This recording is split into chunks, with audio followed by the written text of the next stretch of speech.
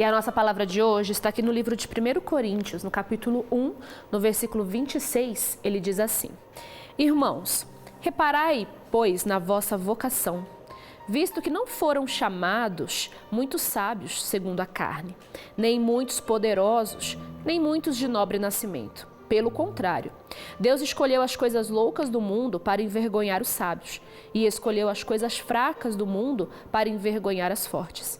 E Deus escolheu as coisas humildes do mundo e as desprezadas e aquelas que não são para reduzir a nada as que são, a fim de que ninguém se vanglorie na presença de Deus.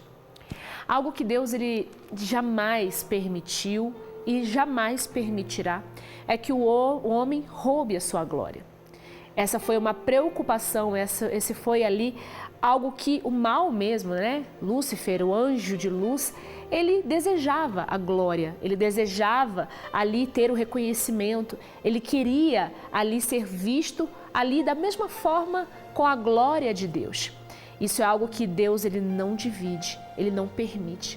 E para isso, Deus ele vai estar chamando as pessoas que não são nada no mundo, as desprezadas, aquelas que o mundo não dá nada, até mesmo loucos, até mesmo aquelas pessoas que você olha e não vê condições. Por isso que o título da palavra já diz, a vocação dos santos. O que seria a vocação dos santos? Santos não são aqueles que não têm pecados, muito pelo contrário. Santos são aqueles que estão separados para o reino, separados para toda boa obra. E quando fala da vocação, fala dos dons, fala daquilo que você tem, daquilo que você pode oferecer à obra de Deus. E quanto mais você tiver para oferecer para a obra de Deus, você tem que entender que menos você tem que lembrar disso. É um pouco estranho, né, de falar, mas é exatamente isso.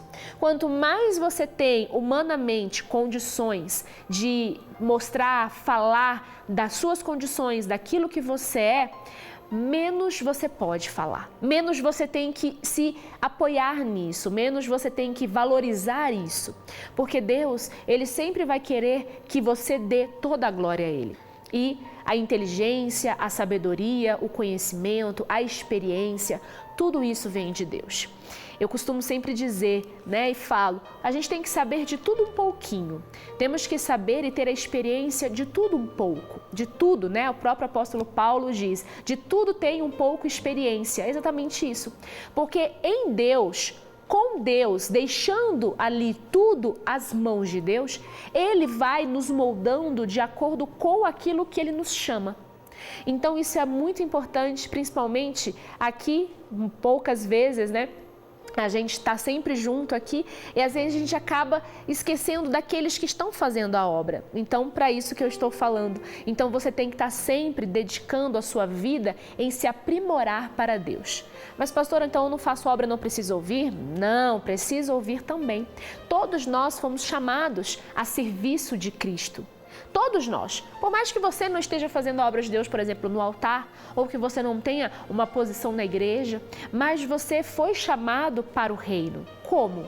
Para salvar a sua família, para salvar a sua casa, para salvar ali os seus entes queridos, para propagar a palavra de Deus para aquelas pessoas que cercam você, que estão ali num momento determinado precisando da sua ajuda, precisando do seu aconselhamento. Então, para isso, Deus ele vai te inspirar. Ele vai te dar a experiência necessária para aquelas situações que Ele sabe que você vai ser colocado diante. Então você não pode desperdiçar nenhum ensinamento de Deus. E às vezes os ensinamentos de Deus, eles doem um pouquinho, né? Às vezes os ensinamentos de Deus não é aquilo que agrada a nossa carne, mas é aquilo que vai nos fazer chegar mais próximos dele. Vai doer na carne, mas vai nos aproximar de Deus, nos aproximar do dom, do chamado, da vocação daqueles que já estão separados para o reino. Porque ele não permite de forma nenhuma que a glória dele seja roubada, muito pelo contrário. Ele quer que sempre vejamos nele a glória, vejamos que vem dele, porque realmente vem. O ar que você respira vem de onde? De Deus. A força que você tem todos os dias para levantar da cama, trabalhar, estudar e ir atrás daquilo que você sonha vem de quem? Vem de Deus. Então você tem que estar sempre voltado para Deus em tudo que você fizer. Se você tem uma carreira, se você tem estudo, se você tem sabedoria humana, glória a Deus por isso. Não está dizendo aqui na palavra que você não pode ser um santo, um separado para Deus, que você não pode ter a vocação ali e se fazer ali para uso da obra de Deus. Pode e tem que ser feito, porque até mesmo a sabedoria humana que você agregou na sua vida também veio dele.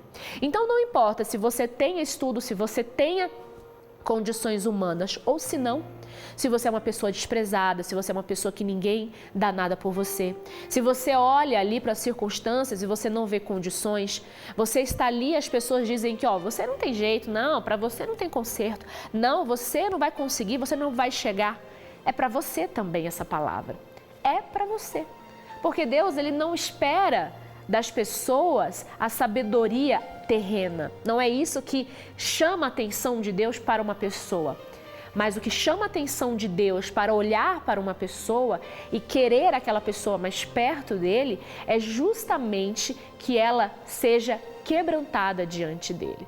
Que ela sempre reconheça que não é nada, que não pode nada, que não consegue nada sem a força desse Deus poderoso.